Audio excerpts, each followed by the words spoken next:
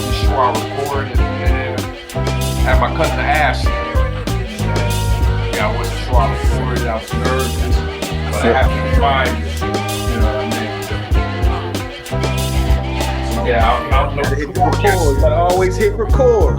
I'm notorious for not pressing record. I've done that. I gotta give my man Mick, shout out to Mick. And yeah, Mick, man, we did a whole interview. That's like about 90 minutes, man.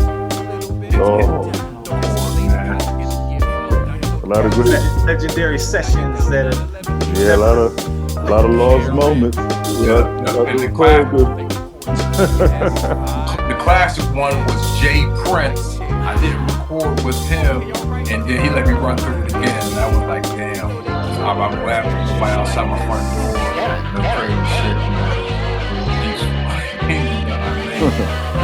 Yo, let's get it started, man. 3, 2, 1. What's up, y'all? It's your main man, Jay Sands on Sports, hip hop and sports entertainment at its finest. That's right, y'all. The big kid is at it again. Season 6, and this is episode 109. Again, this is the first hip hop sports podcast. Started in 2008. First interview was Royce the 5'9" here in Baltimore at the Sonar, and I've been cranking. As a matter of fact, I didn't have any grades when I first started Sands on Sports. Now look where we're at now. You know what I mean? Still cranking them out. And of course, I have my cousin, Tahir. Tell everybody how you doing. You know what I mean? Catch us up. What's going on with you? Oh man, just out on the left coast. As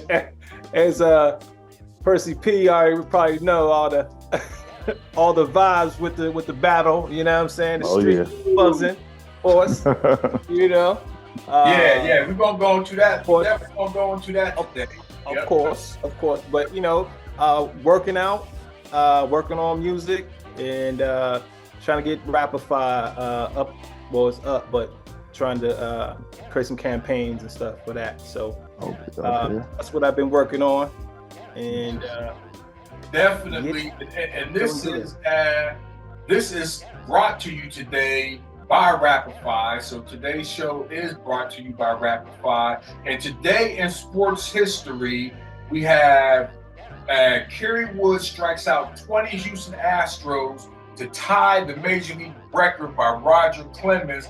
But also something bigger, I believe today was the day when Reggie Miller against the Nets, the Knicks, matter of fact, shout out to the Knicks, they won today, but Reggie Miller against the Knicks, that time where he caught the ball out of bounds, and hit the three, then talked to Mike Lee, pushed the dude, caught the joint, and hit it again. Yeah, then he did that. I think this is that day, you know what I mean?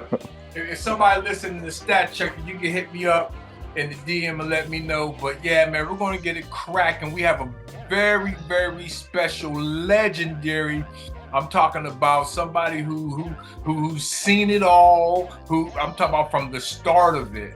So it's great to have his voice here tonight. And I'm talking about MC Percee P from the Bronx. How you feeling today, my brother? Good. Feel blessed. I appreciate you inviting me on.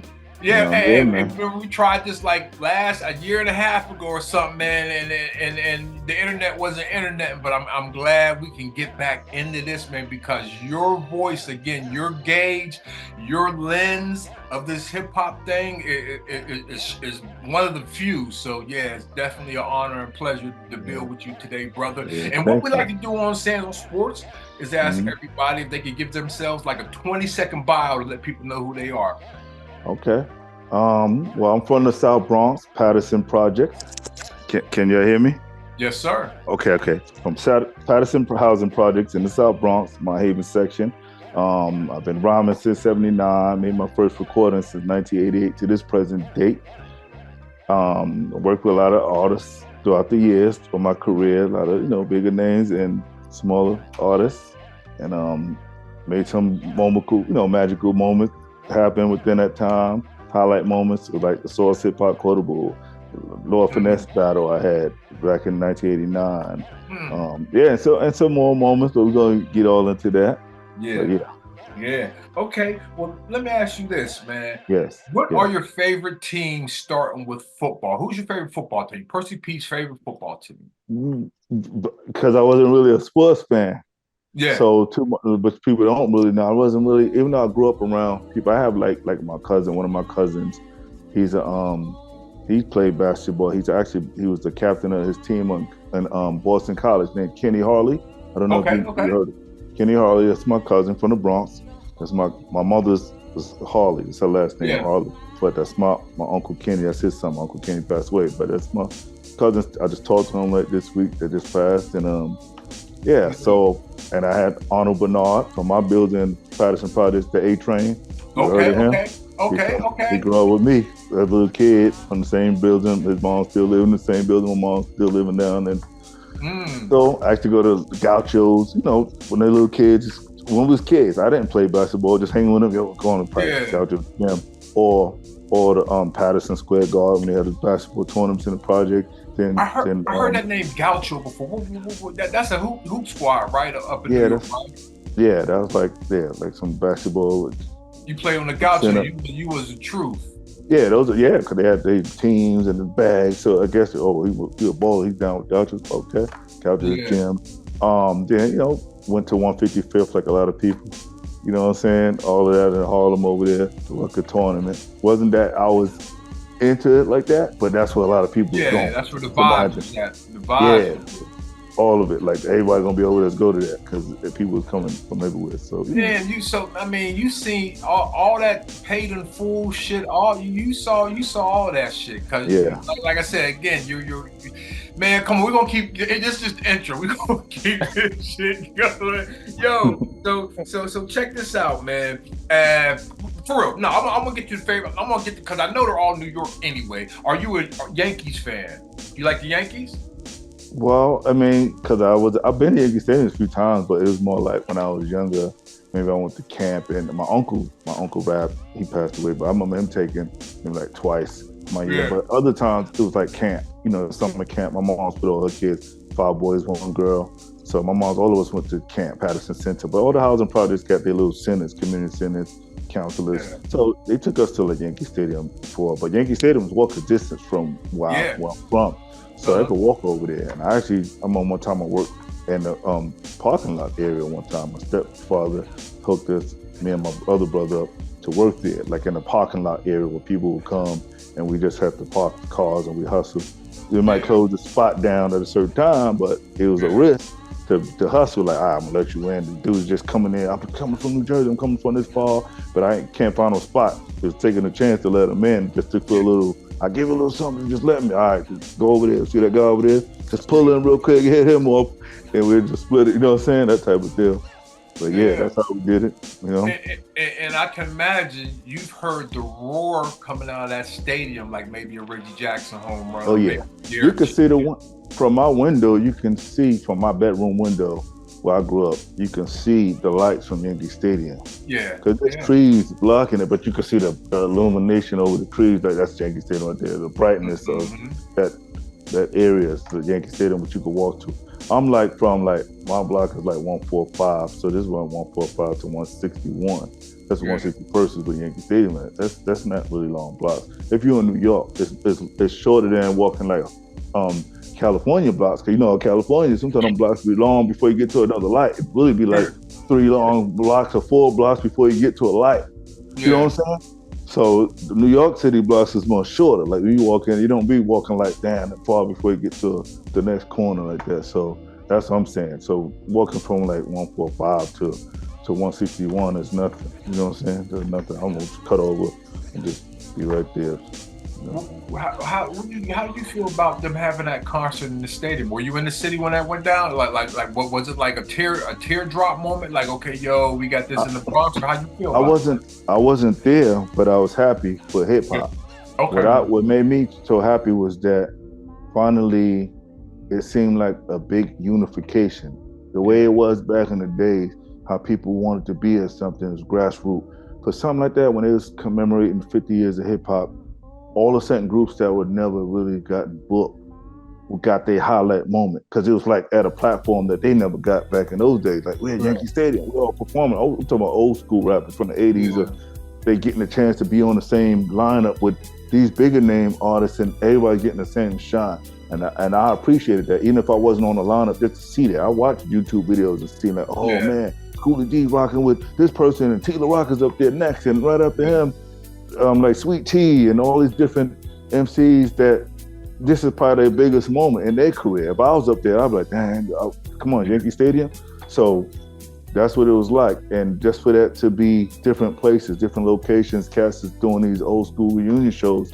And I was happy for hip hop that people came from all overseas and stuff. We were flying to New York just to be at that, man. So that was like Kaylee's comment moment, like, I was there, I saw it, like, you know what I'm saying? Yeah. So, but I just wasn't around at that time, but I was watching from the outside looking in, and I know people from Cali, yo, P, I'm in New York right now, in the Bronx, and I'm like, damn, I wish I was out there, because if I was there, I would have definitely been proud to bring you around my area, and I'm gonna take you over here, we're gonna sightsee, and make sure you got your camera, I'm gonna show you this, where this will happen at, and that's what I would have did, but I was just so happy that people ran away with, like, yo, that was like a pilgrimage for me, like, yo, it felt good, because I looked at the footage and I could see people, they were just there, and people was cool, wasn't no violence, I didn't hear about none of that. I just heard people was embracing everybody and just on some hip hop shit, and that's why I was like, yo, this is cool. Yeah, it was definitely, I didn't go inside, but again, I said it a million times, I rode up there.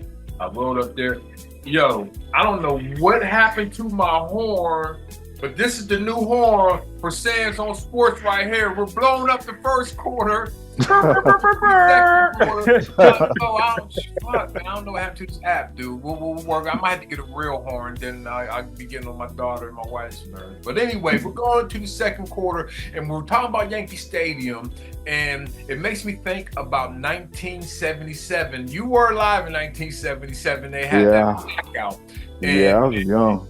Yeah. Do you remember that blackout? Because a lot of people say that's when a lot of people got to break into the record stores, steal the turntables, and became DJs overnight. So do you remember that time period in the Bronx? Yeah, I was in Patterson Housing because my mom's moved there since I was 2 years old. Mm-hmm. So I'm 79. I'm 10 years old. Yeah. So me about 7 years old. But I remember just being home and the lights cutting out. And you could look out the window to see stuff going on. But it was, you can't see what's going on, but you could hear stuff, and you just know, like, oh, I'm glad I'm in the house. You know what I'm saying? And it was just like, it was dangerous. It felt like, yo, you hear that? People going around, you start seeing people with flashlights. Yeah. But all I know is that you just saw people riding around. I remember a crazy amount of people with mopeds, and after that, like, the equipment, the jams in the parks, I didn't really know, but a lot of them stemmed from that blackout. People just getting mad crazy equipment, hitting on electronic spots, and people just, doing all kind of crimes. But at the same time, it was like, if you're in an poor environment, like the South Bronx and, those kind of environments, you definitely going to have people trying to take a chance. Like, yo, that's man. A lottery. Yeah. That's a lottery of poverty. Yeah, but if it wasn't for that blackout, it definitely inspired that moment. It was a cataclysmic moment for hip hop. Yeah. Just to make the culture be what it is, because what if that blackout never really happened? A lot of these cats that had the sound equipment wouldn't have had that equipment. Yeah. So been less crews, and we never know. But I always say things like that happen for a reason. So it probably happened for a reason. Look at what happened. It's a culture that we still celebrate now. We're a part of, and it's going through decades and generations, and Yeah, and Percee P, man, as I speak, man, feel free to correct me. Anything I say that is incorrect, but I'm thinking in 1977 during this blackout, because you hear the hip hop a lot. I hear a lot of hip hop arguments. Matter of fact, we're gonna talk about. I told you, my cousin here, we're gonna talk about the FBA stuff. but anyway, I hear a lot of hip hop arguments, and they're always talking about the first rappers when they talk about the origin of hip hop. But 1977, you gotta say there's not that many rappers. And look, mind you, I'm not. There's a pioneers that would look at me like he was too young, and I was too young to be at a lot of these places. But I got my knowledge was my older brother. He had cassette tapes, and then when I would go, so I saw jams in the park right around me. All these housing projects got parks, And so you could hear the music. Around where I'm from, there's housing projects across the street from the housing project. So they might put that, they jamming. But back in those days, we didn't call it hip hop. Yeah. It would be like, yo, they jamming. That's what we use, the term that we use. They jamming over here, or they rocking. They rocking in 18 Park. That's my project in front of my building, 18 Park. Or they rocking at the square. They rocking at Clark Park, which is that famous photo that you see that Henry Chalfant took. I don't know if you know that, but that's my area. That's walking distance to the corner from my building, just crossing the street, the park right in the corner from me. That park is that photo is legendary worldwide. I know all the people in there. Rest in peace to my man Jazzy G. It's a photo that I know you've seen. The cast like my man G-Man. He's standing, he got a white beater, got a guy, my man Darryl Knight on the turntables. Easy G's bending down, he got a little afro, he's holding the mic. If you see the photo, you'll know what it is. Matter of fact, I'm gonna show you a little quick image of it while we're talking. This is the photo. Please. This is these cats from my neighborhood. This is where I grew up. So I'm gonna just show you this real quick. Hold on one second. Bear with me real quick. But yeah, so it's just things that sometimes I'll be like, man, I know these people. And it's sad when the people don't get the respect. So you know this photo. Hold on, let me make it big for you. Okay. All right, you see this photo? Hold on, I don't think you can see it. Yeah, nah, that's not showing you. Yeah, it's crazy. But nah, you can send it to me on you can send it to me on my DM on Instagram. Yeah, you can screenshot it and send it to me. Yep. Okay, I'll do that real quick.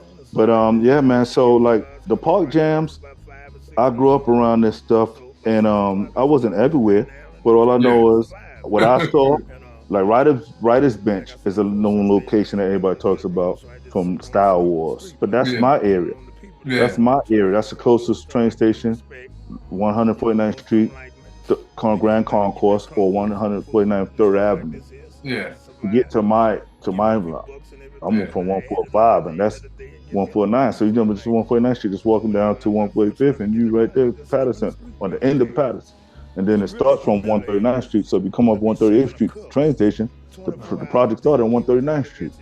Mm-hmm. So it's like two sides, but any train coming into the Bronx on any train, the first stop on any train, you can come to Patterson. And depending on what train you're on, the first or the second stop, you can come. You're just coming from a different direction, but before they all break out and go to their own directions. But yeah. Because I'm right there in the tip of the South Bronx. So you first coming to the Bronx, that's all the train stations is right there before they spread off, and that's where I'm from. And I keep going back to this. At that time, in that era, you would get excited, like how people get excited about rappers now. You got excited about who was doing rap, what train had what on it, you know what I mean? Mm-hmm. Or all had what on it. Those were the stars of the culture. Even though the culture was very small at that time, those were the stars of the cultures. Maybe the DJs with the loud sound set system, but also the guys who was dancing and b-boying, and the guys who was doing the graffiti. Not too much talk about a rapper or MC. I would take it at this time. You know, as far as I'm gonna drop it 16. Check out my 16. They wouldn't say check out my 16 too much back then. Nobody was saying that. Most of us said like back then, cats would be like, I was rocking. How long you was rocking? If I was rocking since this time. We use that term. That's why I use it. I was rocking. Yeah. You know what I'm saying? Or MCing. I was MCing. Yeah. But nobody wasn't really calling themselves rappers. It was more like MCs. I'm MCing, or I was rocking since this time. Or they rocking over here, this park. You know what I'm saying? So that's how we describe what we was doing. But before we looked at it all as, this is the hip hop culture, but it was kind of like something that was just happening. And we didn't, and then when people started defining what everything is, all these elements and down the line. So, but like, my mom's youngest brother, my Uncle Jesse, had passed away, right? And December 1st of last year, 2023, right? 2023, my Uncle Jesse. But back in the early 70s, he was part of a crew. I'm gonna name the crew. This was me going to my grandmother's house, 997 Morris Avenue. My grandmother Sadie Harley. She passed away. So, rest in peace to my grandma. But as a kid, my mother take all of us to see my grandmother. And over there, my mother's youngest brother, Jesse, is there. Now, this is his crew. This is part of my inspiration. In the family, he just happened to be at the age when hip hop was kind of evolved because my other uncles was playing guitars and bands, but he got into it because at that time, turntables and hip hop was emerging at the time. So that's why he gravitated toward that. But my oldest brother is 2 years younger than him, so he's hanging with him all the time. But going to my grandmother's house, my uncle had a crew. I have it on my YouTube playlist when you check it. This is the crew, Undefeated 4. It was my Uncle Jesse. His name was DJ Cooley Breeze. Then you had this guy named The Amazing Bombay. Then you had B.O. Zonk. And then Tila Rock. The lyrical king Tila Rock was down with my uncle. Those 4. And then 4 more members came and it became the Undefeated Force. Yeah. So you can hear Tila Rock's interviews and you could hear him mentioning this and mentioning my uncle as well. Him like, yes, Percee P's uncle. But I just thought I'll throw his name out there because my uncle passed away, and this is my way to make sure his legacy. Even in my early interviews, if you read from years ago, I always talk about my Uncle Jesse. So he's not here now, but just to make sure he ain't forgotten because he's a big part of why I'm doing. Because as a little kid, just to come to my grandmother's house hearing them playing records and beats that I remember that it's like, yo, I remember this beat that I never really heard nobody use. I still just remember stuff in my head. But it's just like, I remember that beat and this is what they did, you know what I'm saying? And then I'm looking at down the line how cats is doing the same thing, but it's on the streets everywhere. When I went to my grandmother's house and just going on the street, coming back to Patterson or just walking through neighborhoods, they had jams in the park, you know what I'm saying? Mm-hmm. But Tila Rock's brother is Special K from the Treacherous 3. Okay. Tila Rock is the oldest, right? But Tila Rock said this in an interview. Now listen, my uncle's crew was called the Undefeated 4. And then the Undefeated Force when they got more members, right? Mm-hmm. But Tila, remember the crew members are The Amazing Bombay, Bozark, my uncle, DJ Cooley Breeze, and Tila Rock. Well, The Amazing Bombay, this is Tila Rock's words, and in his interview, The Amazing Bombay is the person who gave his brother the name Special K, because they called him KK before that. They always called him KK. The Amazing Bombay one day gave him the name Special K. That's how he thought of that name. And guess what Tila Rock also said? And I even heard Mo D say this. He said one day Special K came up to him and just spit something real quick and walked away from him. And guess what he said? He came up to him and said, undefeated, never beat it. And he was really like referencing the crew. Yeah. And that kind of like, and that's like the beginning of them speed rhymes. But that was the catalyst of it. Wow. Just walking out. And this is Tila Rock saying it to an interview. And I'm like, wow. So it's things and people that they talk about in hip hop that maybe never got the credit, like Disco King Mario. You hear about him. And then you hear it's a guy named DJ Smokey in the Smokertrons. Now, before my uncle passed away, Tila Rock, I know KG from the Cold Crush. KG is the person that brought me to clubs for the first time. I was hitting real clubs. It's KG from the Cold Crush. I could get into that too. But this is what I did.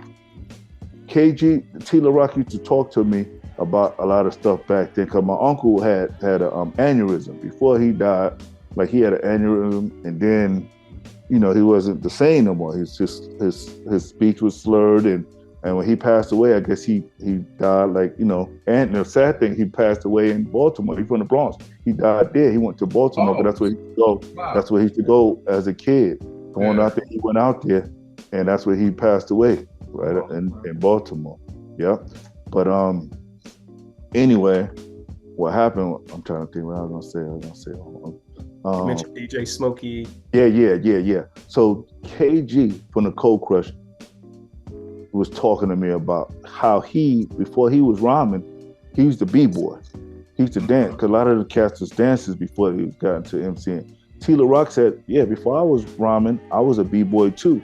And I DJ'd. I like to play records and stuff. And that's how he heard about my uncle through Bombay and told him, yeah, and they finally, so they became just dudes that collected.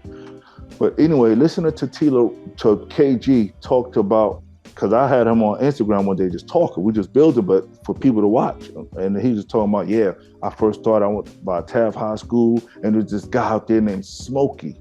And he had this cat, Smoker, it was called the Smokertrons. He had dances and stuff too. And I saw this cat out there named Bombay with him. And this other cat named Bozon. And I said, what? I'm listening to him.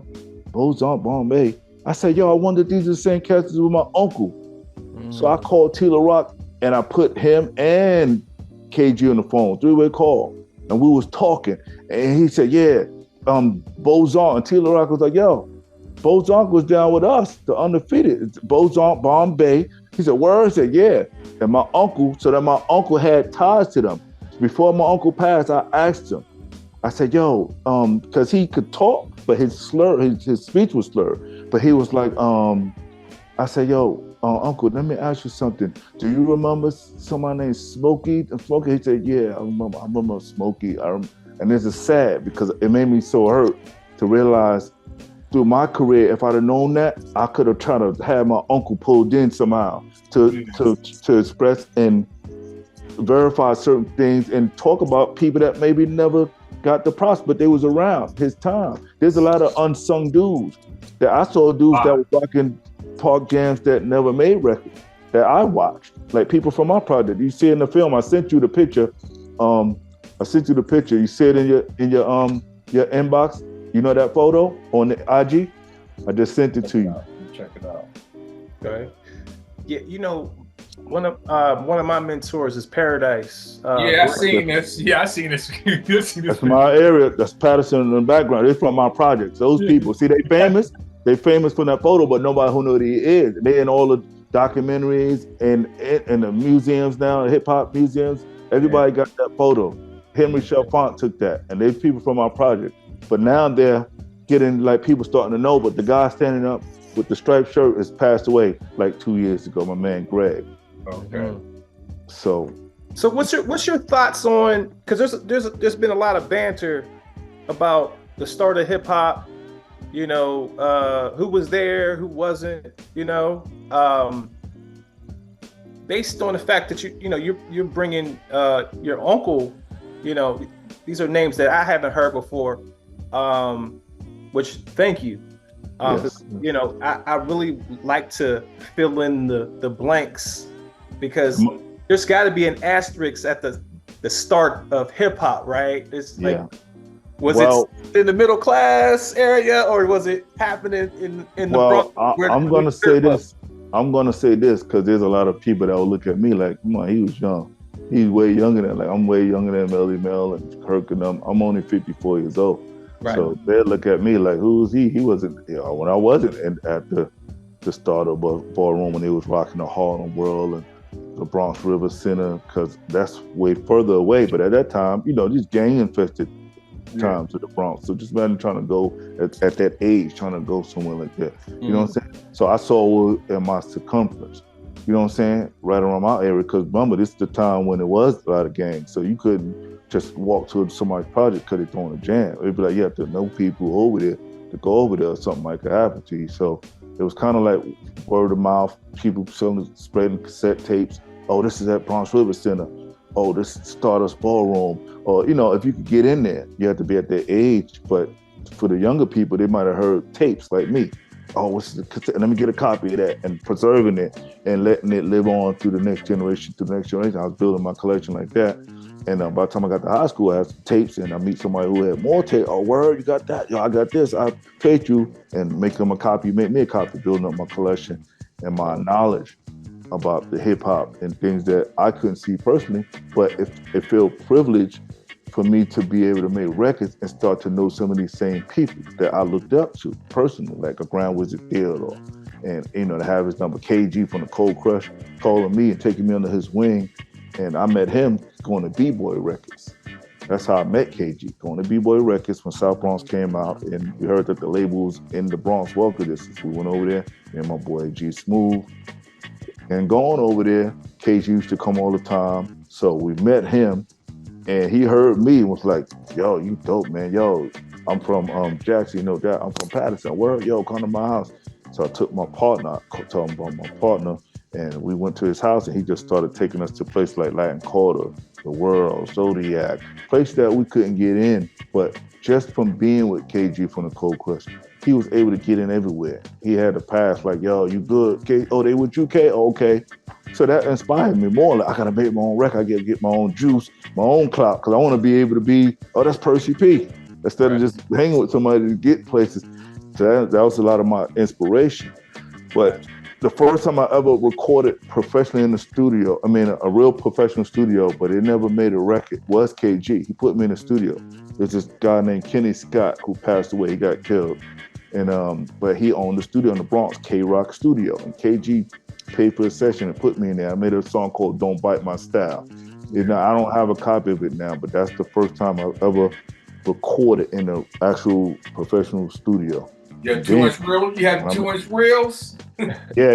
He had a real professional studio, but this is back in the, like I said, the early 80s, you know, the mid, I would say, because I came out in 88, my first recording record, but that wasn't the song. So this is probably around 86, like around that time, 86, you know. So I figure around that time, 86, 87. But I did go and just put the songs out. You know what I'm saying? I said like around 80, 86, 87. And that's when I did the song, but I just sent, I had it on cassette tape. It ain't like now, we just sent it to my email. Had on cassette, and I don't know what happened to that, but I don't have a copy of it now. I don't think KG have it, but I just remember the title, Don't Bite My Style. And then it's a guy named Aaron D from my housing project, next building to mine. He's the reason why I actually made my first recording, because my partner, we all from the same housing project, Patterson Project. My partner, Danique, when I made my first recording on vinyl, it's called Let the Homicides Begin. It was Aaron D who got killed, and I think in DC he got killed, but he told the owner of the label's called Gotham City Records in Queens. And Aaron had 3 records in the Live Squad. You heard of Live Squad that were going to work with Tupac, and they had their first 2 records on that same EP that my first record was on. We were all on the same record. Aaron D, Live Squad, I mean, and my partner had our one record, Let the Homicide Begin, on it.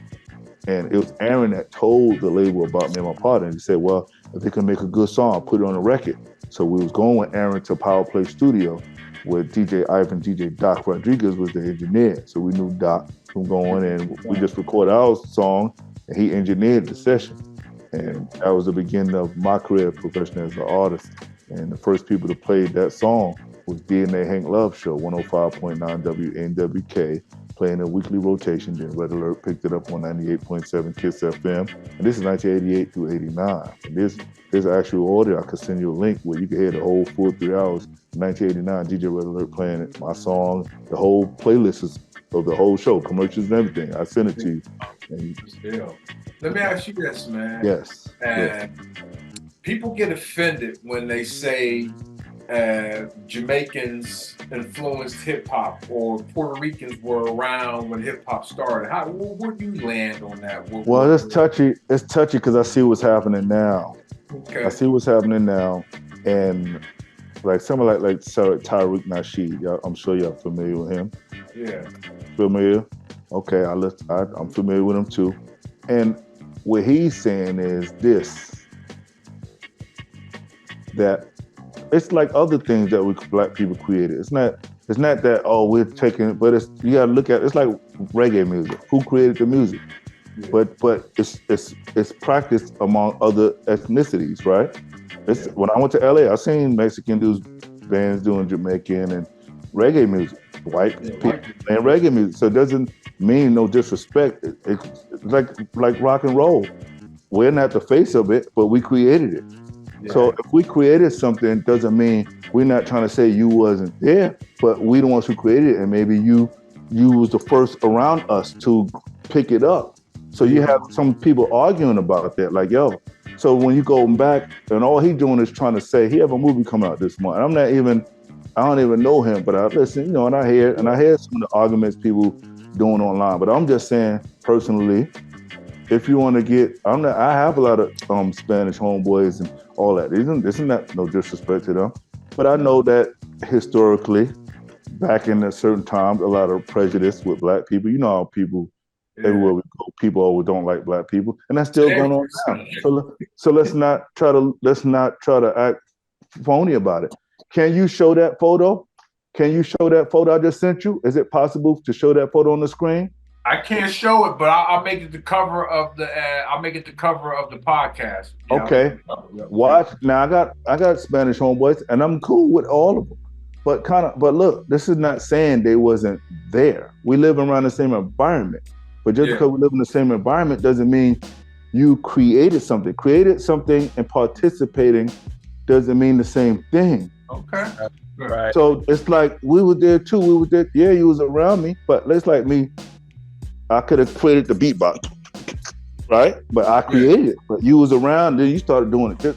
But we still live in the same environment. So it doesn't mean you created it with me. Maybe I started it first, and then down the line, you started doing it, and they started doing it, and so that's what's happening. The b-boying. Right. The same thing with the breakdance. Oh, we thought, no, okay. Look at Soul Train. Look who's on Soul Train. A lot of moves came from Soul Train, which was where? It wasn't even in the Bronx. Where Soul Train started from Chicago. Then it went to the West Coast and started blowing up.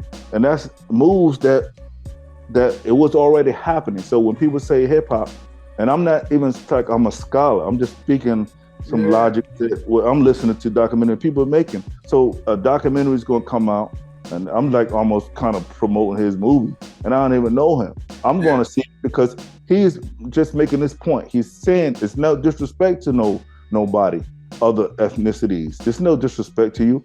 I'm just going to show you the founders of things that we practicing, and it just so happen these are black people, just like rock and roll.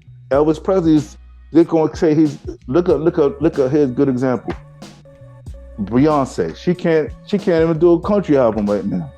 Right. Like what? We created that music. Right. How you gonna say we can't practice something we created? So it's kind of like that. So what we gotta do with hip hop? We have to do this with hip hop too. Like we might create it. Doesn't mean you can't participate. But I'm just saying, you was around, but if we don't do this, what's going to happen? We're going to get written out of it too, like you did other genres. Hip hop, blues, jazz. Look at Kenny G, jazz, right? But you thinking of him before like the earlier pioneers, the blues. A lot of them started from plantations. Right. And you're not thinking about those people from plantations. You're just thinking about people that went on to make records and be famous. But so I'm just trying to say, a lot of this stuff stemmed from our history, historically. And because we was here before a lot of people migrated here, this is something that we practice. You could see old movies way before hip hop, because I've seen little documentary clips. Before hip hop, when they want to say hip hop started in 73, let's say, okay, this is what they say, right? This is the year, chronologically. But there's footage. I've seen footage that predate hip hop. That people are just doing. Nicholas Brothers, the tap dances and those old movies from the 20s with ballroom dances. They dancing off of jazz, swing music, and you can see the moves that there's a floor spinning around, right? You see moves that people took and started using into hip hop. So that's all I'm saying. It's like and I feel bad because I don't know what's going to happen to me saying all this stuff. I'm not even saying nothing again because I'm cool with all these people, but it's almost like I have to say this because the same thing could happen with me. It's like almost this happens to black race. If you're not black, you just don't understand the plight of black people. I'm a black man. So everything I'm doing right now could be erased if I don't even say what I have to say, because people make it it's purposely done to erase our history. So it's kind of, why not try to prove that, this person created that? It's, you know how many inventions black people made that we never get credit for unless we have to say it, because it's purposely done to omit what we do out of history. Yeah. You know what I'm trying to say? So now we got to continue to document. That's right. Yeah. And now think about this for a minute. For all my Latino brothers, I love my people. I'm not no prejudiced person. I'm saying this, but I do know a little history. I am into history. I just know this much. A lot of the people, when you go back to where they're from, our people, I'm talking about black people. You can go to Latin America. The black Latin Americans are treated like what? in the Latin America. You go to Brazil. How do the black Brazilians get treated in their society? There's in certain ethnicities and countries, they even genocided the black people there. I could name some names. It happened in the Dominican Republic. It happened in with some other places that they like Ireland and Australia. Yeah, Australia. What's that? Some places, just do the research, type it in, and you're gonna see. So that's basically showing the mind state, how people don't like us, and they want us erased. Even the monuments, things that we built from the past. Come on, that's a sign too. Your wife blowing up our noses to say we didn't do it. You know what I'm saying? Just to prove that we didn't do things. So that's a sign that we have to speak up. It's not we hating on people and why you say that for. No, I'm not no prejudiced person, but I'm a black person. I see what's happening. I see that. Look, we're in a time where I don't mind. I'm not against people getting for what's wrong. People that was wrong, I'm not against what's being done to correct their right. Just like the Jewish people, you know what I'm saying? They're getting reparations for what happened to them. I'm not against that. Yeah. But also something happened to black people too, right? Yes, sir. We know what happened. So while we can't get reparations, you get reparations. Japanese got reparations. The Native Indians, you want to say Native people? Okay, if you want to say, we are the Native people because we're the first people on the planet. Are we not? Yeah. So we was in all these continents already. Before the United States was called United States, we was here on this land already when Christopher Columbus came with people that he got, enslaved and brought them over here. You ran into us over here too. We was here already. So some of us was mixed in with the people that he enslaved, and so we're the descendants of those people. But I'm just trying to say, I'm not no immigrant. I'm a descendant of people from here. So anybody from here already should get reparations. But there's a people that feel like we shouldn't get nothing. And we're not just talking reparations of slavery. What about all the atrocities that happened that we should just get paid for? Jim Crow, you got the Black Wall Street, Lake Lanier, Manhattan Beach down there, and all of it. It's so much stuff, if you want to get technical, that happened, that we should just be compensated for that. And it's like people have we ain't got no money for that. But you have money to give everybody else, even people that's not from this place, right? You funding them. You. So that's I'm not saying nothing bad. I'm speaking the truth, but what I'm saying, people seem to be mad about this stuff that I'm talking about right now, right? It's right now in this time, that's what everybody's fighting and fussing about. But we all know the truth. Did it happen to black people in America? And a lot of people went along with treating our people this way, as long as it's not their group being treated this way. Look, there's signs that you could go back, if you could Google right now and look at a sign probably from the 50s. What names you gonna see? No name, no N-words, no Mexicans, no Chinese, no dogs. It just be names on it. Even the Irish people wasn't looked at as. Yeah, the Irish got it bad too. And Italians too. So I'm just trying to say there's names that right now was on a list of people looked down on once upon a time. You know what I'm saying? So if you're not on that list now, that means your group got more privileges to not be on the list, but we're still on that list of being looked down on worldwide. This is where I'm confused. Okay. Kool Herc's from Jamaica. Yes. So where does he? So he must have saw a black person doing that in the Bronx, and then he did it.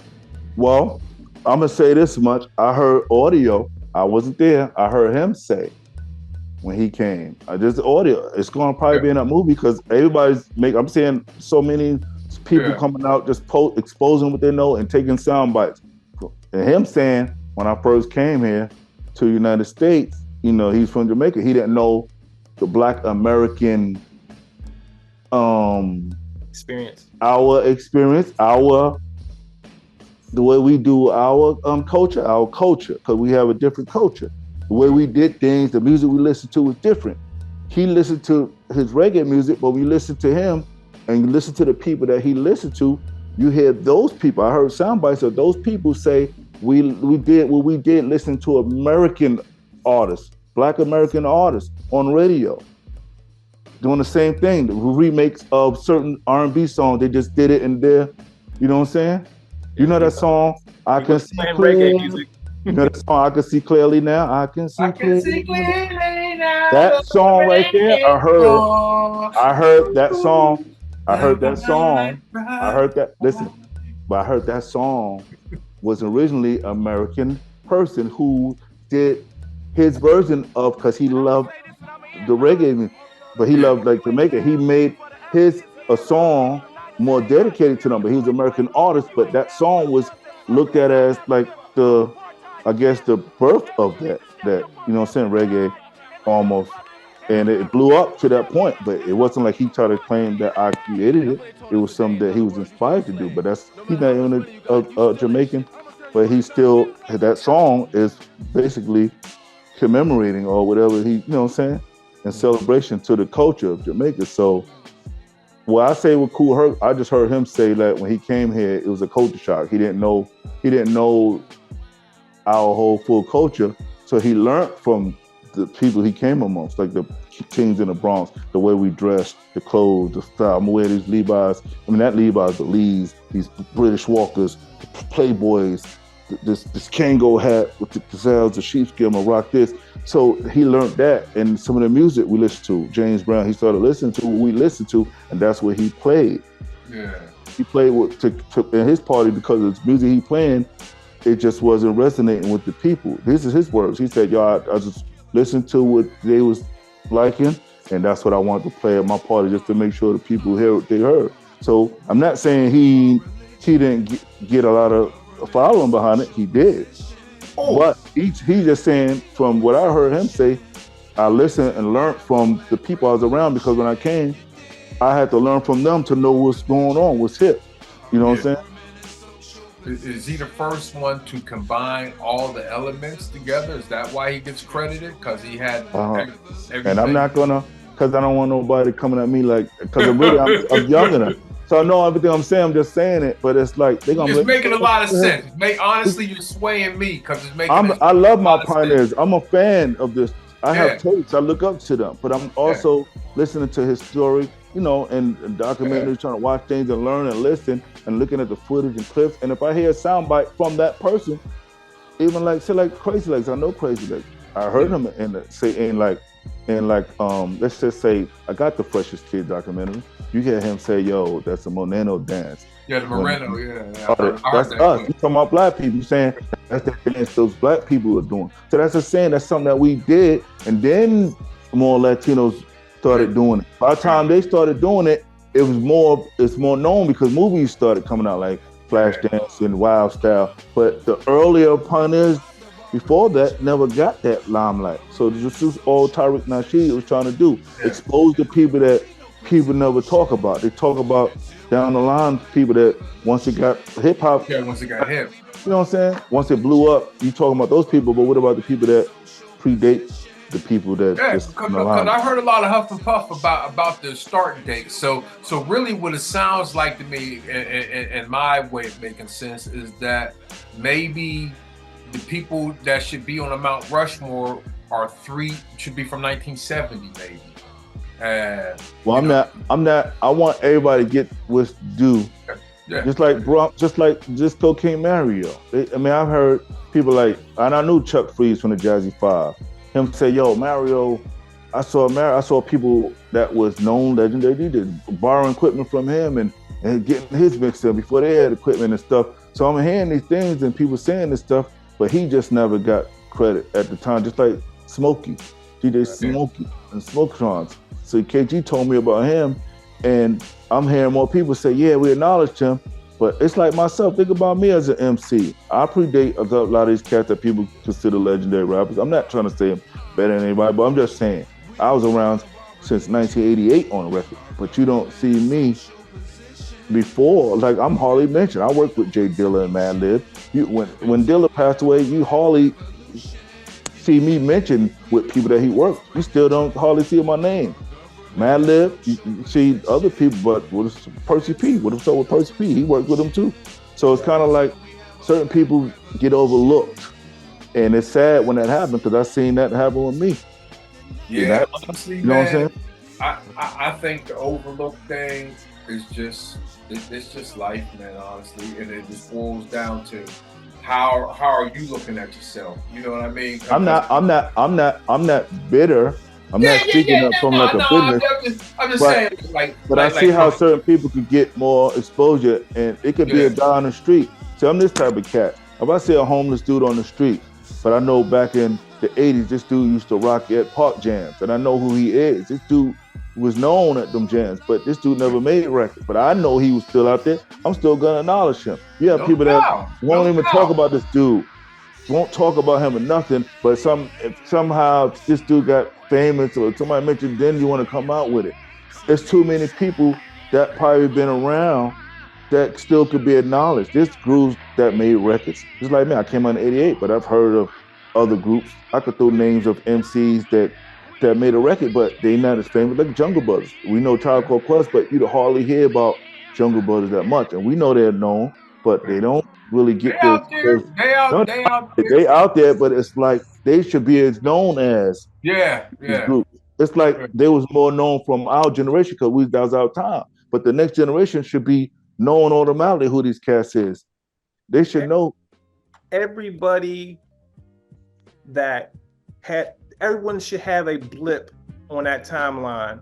And we have tools now, tech-wise, where that could be actually noted. You know, there's no excuse not to know certain things no more. Because we have the internet, the Google's images and information is there.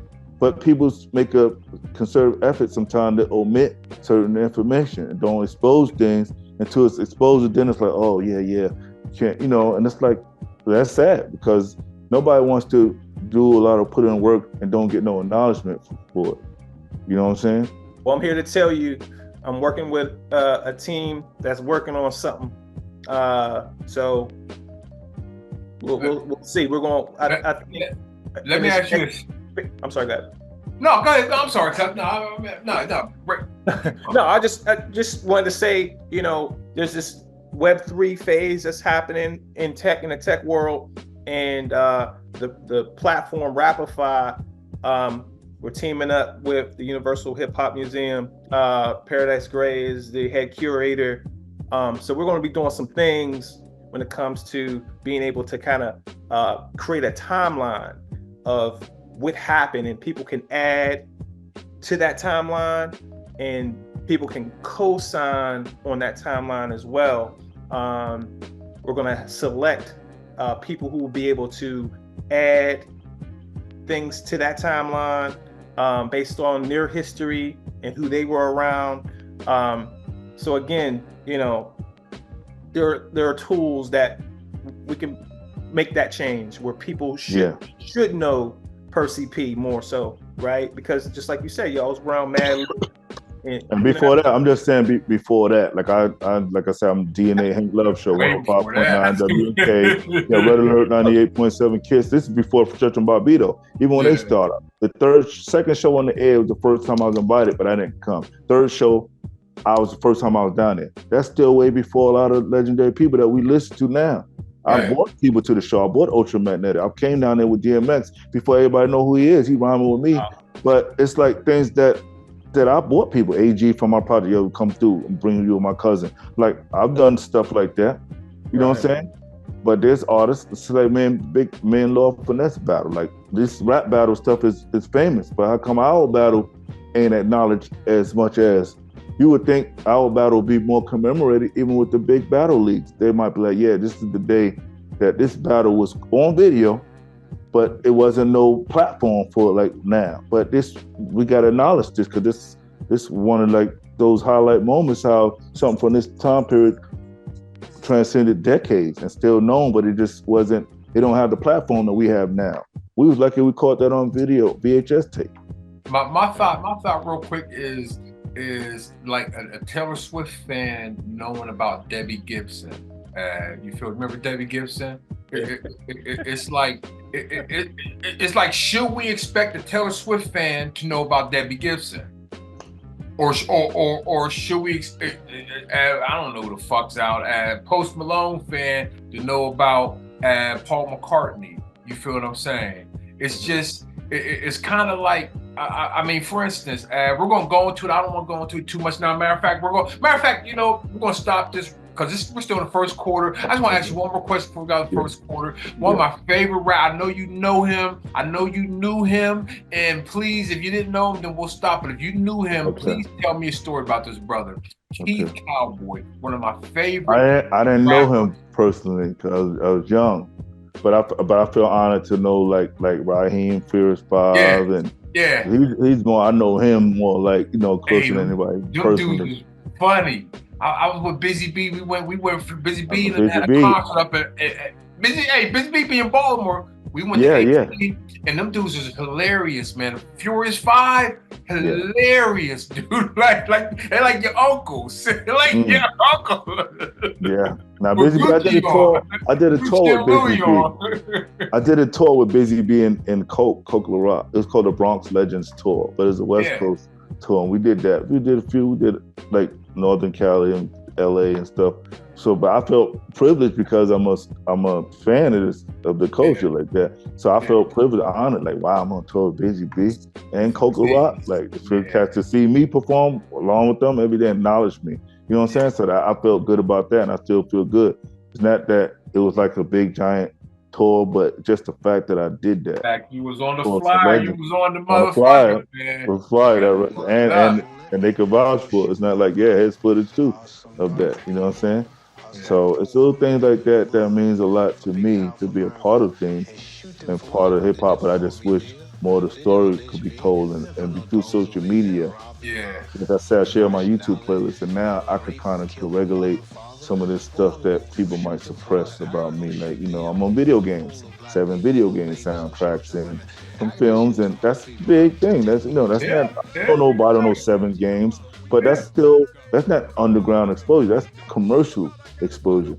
So you can't really say, oh, you're just some underground rapper when you did that. I didn't do it, but my music is on it, placed on it. Yeah, your team did it. So that's saying obviously I'm more known than you think. And I work with people like Jay Dilla, Madlib, Easy Mo B, and these people know me. I work with them, and many more. You know what I'm saying? Other artists, and Doom, MF Doom, and I got a song coming out with Cool G Rap next. My next joint on 45. We gonna go that. Matter of fact, check it out. Listen. Okay. Look what I found. Look what I found. I found the horn. I mean, we are going out in the second quarter, Percee P. We're going into halftime. Halftime gonna be real quick. My Buccos won 3 games in a row. We was losing like a motherfucker. We was in last place. Just won 3 in a row. So the Buccos is winning games, and we got the hoop game in the back. Denver's getting their ass kicked. Anthony Edwards might be the new Jordan because that boy is smooth money. And with that being said, we are out of halftime, going into the third quarter. Now, entering the third quarter, Percee P. I want to ask you about, we're talking about it because, again, I don't want to talk about your battle with Lord Finesse. What happened? Why did y'all battle? Okay. July 13th, 1989. That's the actual date. July 13th, 1989. This is the day before he was in a new music seminar. He was in the next day, he's supposed to be in a new music seminar. I heard him say that in the interview before. I didn't even know that. When he battled me, that was like, oh, I heard about some kid. Well, I don't know if you watched the actual battle from 1989. You saw a guy introducing us. You saw that battle, the black and white? Okay. Oh, wow. It's on YouTube. It's been on it for a long time. If you type Percee Love Finesse, you'll see it. Full battle. Anyway, my man Tony Webb, he's in the battle. He's introduced me in Love Finesse, and he's like a referee in a battle. But he went to high school with Love Finesse, and they just snapped in class. This is what I heard. Like Finesse, man, Tony's the clown kind of dude, but he's cool. That's my man. But anyway, Tone instigated the battle. He just said stuff, and he'll come back to me saying things that wasn't said, and one Finesse saying things that wasn't said. Yo, my man Percee P eat everybody in Forest Projects. That's where Finesse from. But he'll come back to the project. Yo, P, some cat from Forest named Finesse talking about he eat everybody in Paso. My man P, Percee P, I eat him. Like, he was gassing it. Yeah. So just imagine like almost 2 weeks going by, you keep hearing it. Yo, dude, looking for you, P. Who? from Forest, word. So that was going on, and the neighborhood people. So one day I was at my man Woo house. Woo. This is back in those times. We call him Woo. But AG was with Finesse when he came to battle me because AG knew Finesse already. And this is what I heard. AG battled Lord Finesse. That's how they met. They had a battle. And my rap partner even battled AG. And AG from the same project we from too. But my rap partner battled AG. This before me and Lord Finesse battled. You know what I'm saying? So some things that happened that just wasn't caught. So anyway, Tone came. I mean, AG came because he knew who I would be with because he used to hang around us too. The people I hung around, he hung around. So he knew, Percee probably may be in Woo house. So he had Finesse with him and, yo, Woo, called him out the window. Yo, Percee up there? Yeah, he up here. Word. We looked out the window. Finesse down here. Oh, shit, let's go down there. Because everybody, this was like something that people were waiting for to happen. Seemed like almost 2 weeks or something. You know, we went down there, let's go to and my man Dave Devon Gonzalez. You can see him on my YouTube. My man Puerto Rican cat, my homeboy. And I'm gonna go get my camcorder. Luckily we waited for him. You know what I'm saying? So he went in front of his building, 315 East 143rd Street. You know what I'm saying? So he went in front of his building. That's how we wound up over there on that side, north side of the project, to my side. And we stood right there, and he came down with his camcorder. The best thing that happened. What if we just got into it instead of waiting for the camera? Because we wouldn't have that. And I didn't know whatever he videotaped years later would have been one of the biggest moments as far as my career as an artist. And I'm sure even with Finesse, people going to be like, yo, that battle, because that's probably one of the earliest footage of us, you know, rhyming in our careers. It's before he made a record. That battle was before he was out. My first record came out in '88. So I'm on like Paint Love, Mr. Red Alert. Then '89, I'm still getting a little rotation. So I did have a record out, but most people probably didn't know me unless you was from that tri-state area, listening to like Red Alert on Kiss FM, and you know.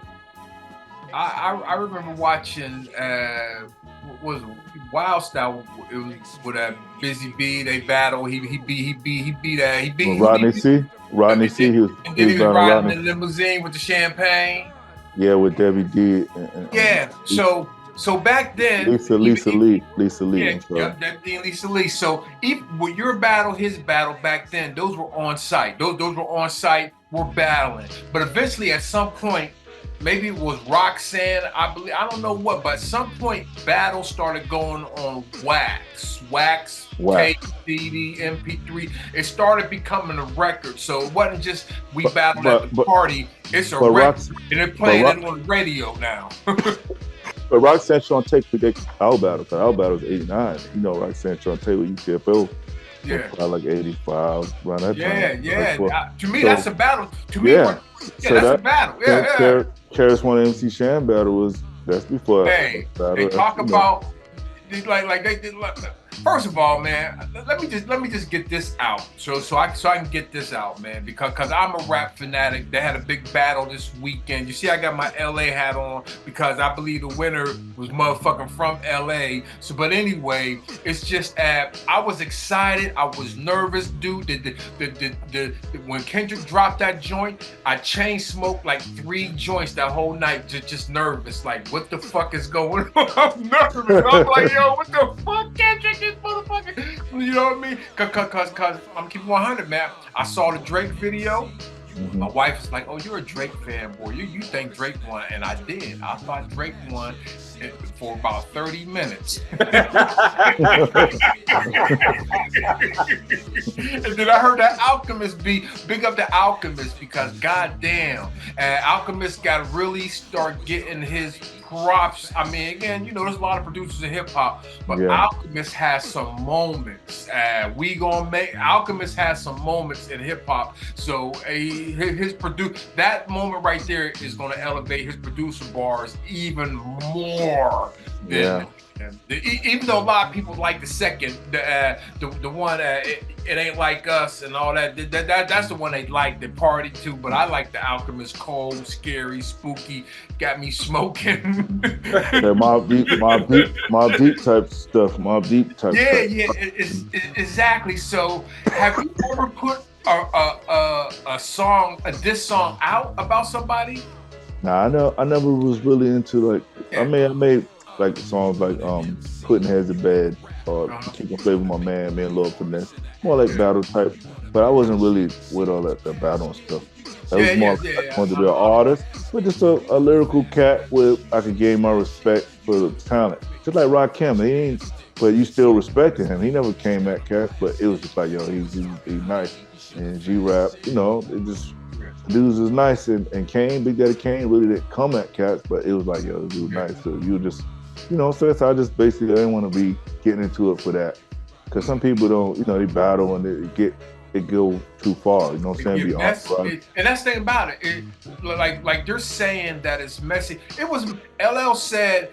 What did LL say on he said something about Ice-T. The best part of your album was your girl on the cover. I took her home to the bathroom and squirted on it. And then more the words of LL hard as well. Your girl wear so dudes at Roxanne Shante is only good for steady fuck. She was a minor. Yeah. Bar came out. You know what I mean? So hip hop always. I mean, if you're gonna win the battle, you gotta go below the belt. You gotta. I mean, even the little battles that I kind of had, you know, battle people. I tried to find something to throw in there. You know, when I'm on battles, do like, hey man, what do I got? What do I got? His shoes or what? You know, whatever. You know, I can get quick that I know I can throw it in my rhyme. I'm gonna try to do that. It's just again, I've never. I always looked at it like this. Like I'm not gonna sit down and write a poem about a nigga. So that's where my line. I think a lot of. I'm not writing a poem about it. I think the battle should be like this. Now I do think this about battles though. Yeah. If they did have battles, they should make it like boxing. Like instead of right there in the spot, how about some promoter? Because I think a battle is something that most people just want to go to. Yeah. So instead of just right here on the spot, how about all right, we're gonna do it at a venue where people could pay to see it and that both artists could benefit. And at the same time, you might got songs down, people could got this audience now, a big audience that people really could see, besides me just spitting these rhymes at you, now they can hear my music and see how good of an artist what kind of tracks I got and maybe get them full sets. Like, yeah, you get maybe a half hour. You do your joints and you do a half hour. We're gonna see who's gonna kill it more. But within that half hour, you can have your diss rhymes at him. Oh, he said this, and still do your music. Because that's kind of like what Versus was doing, kind of. Yeah. But I like the Versus, because think about it. When Versus came out, wasn't it like you wanted to watch that? I know, I watched it. It was like, yo. It's kind of like Mike Tyson fights when in his heyday, you stayed home. Oh, shit, come on, I'm gonna watch this, then I'm gonna leave. So that's what happened. When Versus came, it was like, oh, Karis-One and Kane. Yeah. And you getting to hear the music. I thought Fat Joe and Ja Rule was dope. That was a dope one too. Yeah. I thought it was good. You know what I'm saying? The Jada Kids and you know, the lock with the Dipset and all that. Kitty Riley hip hop when they first started. Yeah, because the sound, like they was it was let me get it, and try to figure it out. Too technical.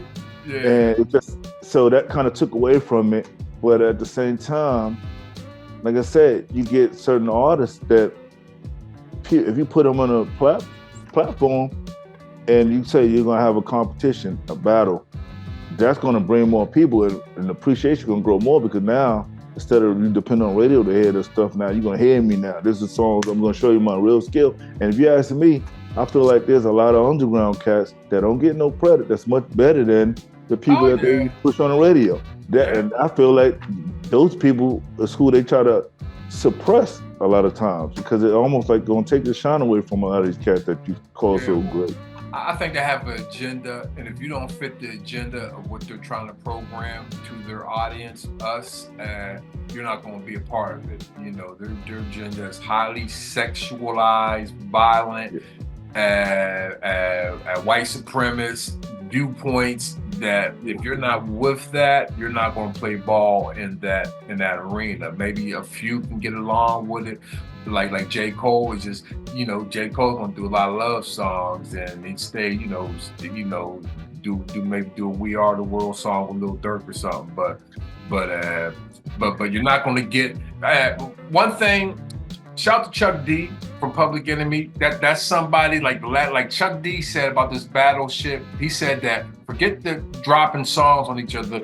Let's go tour for tour, show for show. Let's get on the stage. Let's that's what I'm saying. Yeah, because it's gonna make people appreciate an artist more. Look at Big Daddy Kane, dope artist live. Karis One is good live. You can see his crowd. This is something that you really have to see. Yeah. Just the records is good, but if you, it's more of an experience if you there. You can see artists that don't even get the props. But if you just take maybe some of these younger cats, take them to see a Big Daddy Kane show, who's him? But when they see him, they're gonna be like, damn, he doing stuff that a lot of artists ain't doing. Cause he's good live. Karis One is good live. You can see the audience really cheering for him. This is music that you might say, well, you don't listen to this? Listen to what he's saying. He's saying a lot of stuff that's, it's good music, but listen to what he's saying, the content and all of it. And sometimes people got to get the whole experience. And also, you're going to see artists in a way where you probably didn't know they existed. You take some of these cats that listen to mainstream music. They so used to listen to who they listen to, but then you take them to see, I'm going to take you to see this group called Gangstar with Freddie Fox. This cat named Freddie Fox is performing.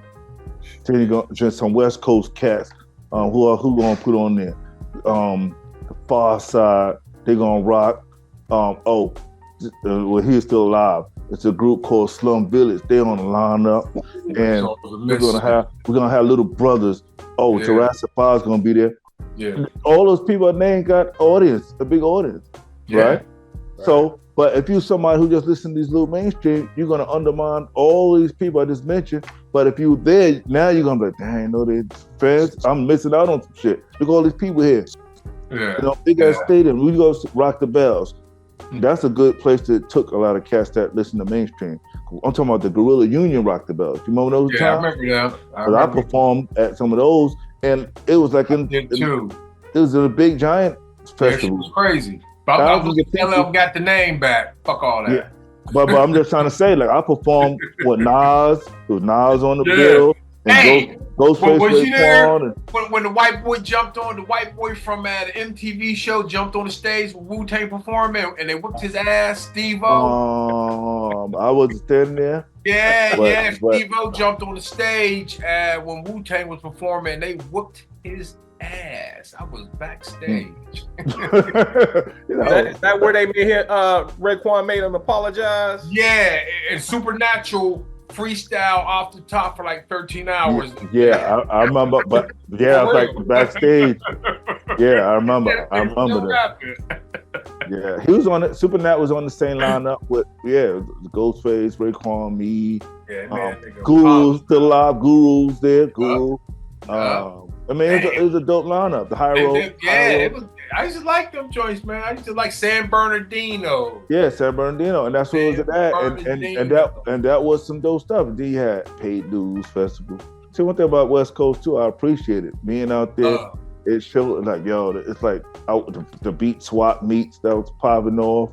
Then you had the Sunset Junction. You had Eagle Rock Festival. Yeah, all these festivals that. Grassroots stuff that people supported. Now it's Rhyme Fest LA and it's like stuff that one state got all this shit for hip hop, and you got places that you have the means, you can do it, but you don't have the lack.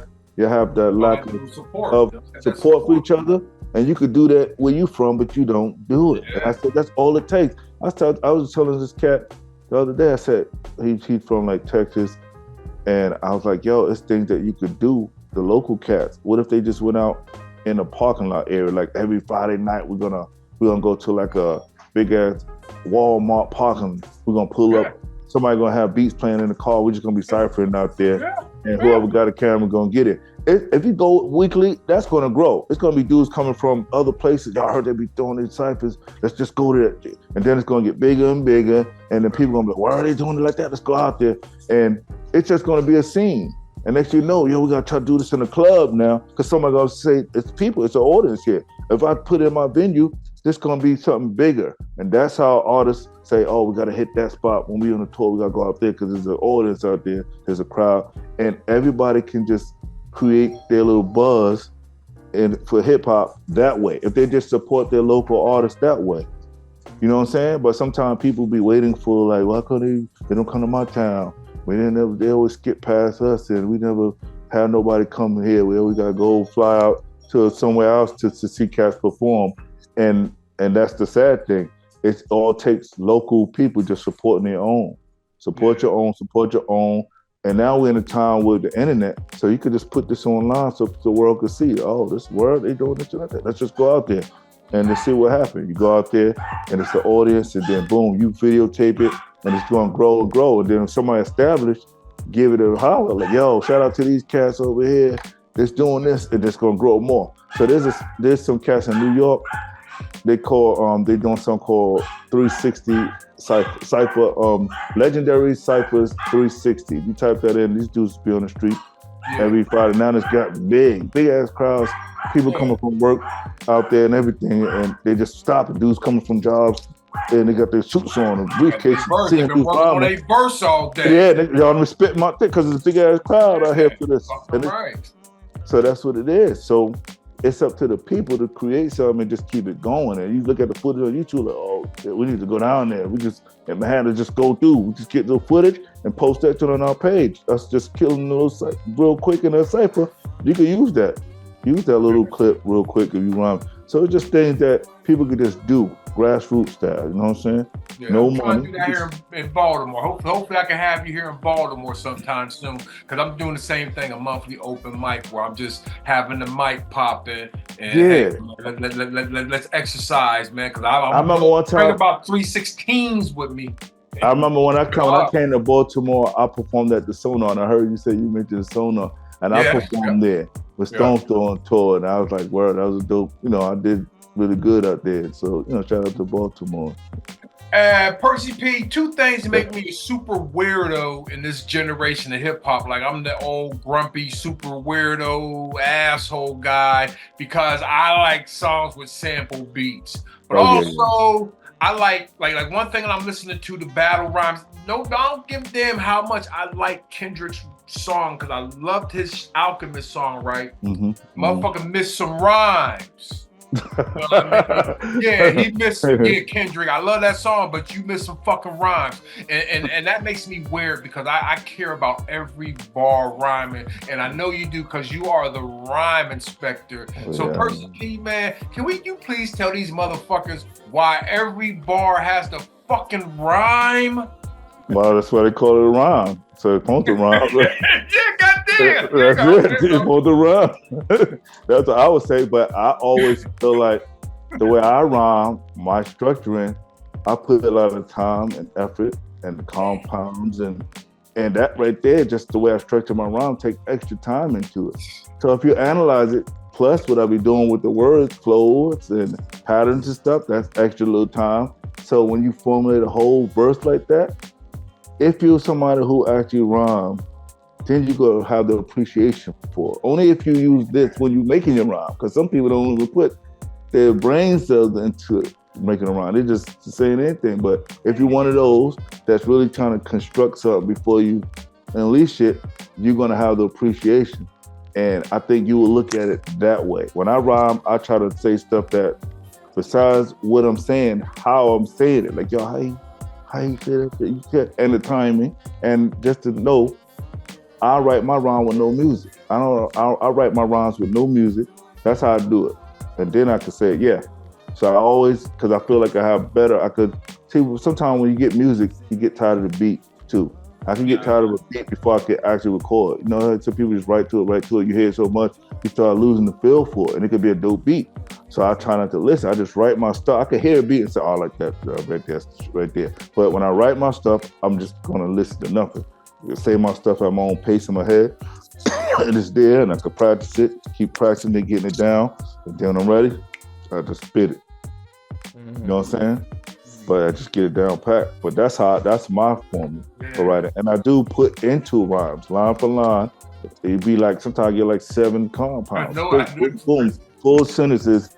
And it's like, I hear, y'all hear me chanting a bunch of words that rhyme. No, shit makes sense. If you break that makes sense too. My shit make full sentences and everything. And it's like, I wish somebody would try to say, I don't make no sense from rhyme. Just listen, analyze. Or you ain't really listening.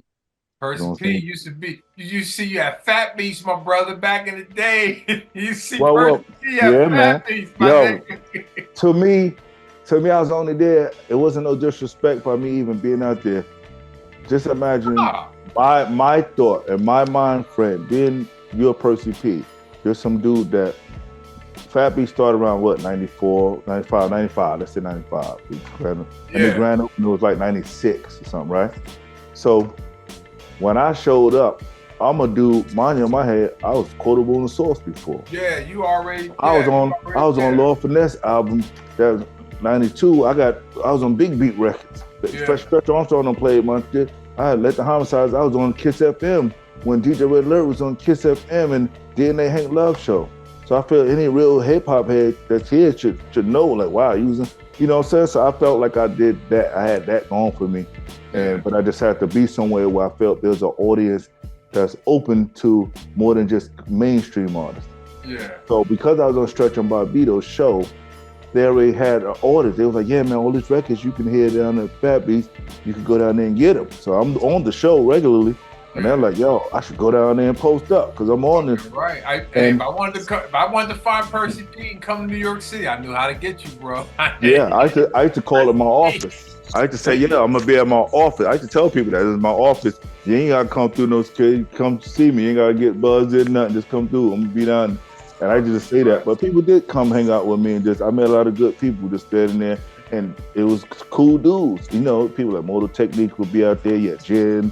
Yeah, artists that knew me. A lot of cats. And some artists met me when they had an in-store. The Fat Beast, I'm gonna just be there. I was there anyway, so I tried to be at everything. And I just didn't post up at Fat Beast. I was everywhere. I went to Fat Beast too because that's where all the promoters put their flyers.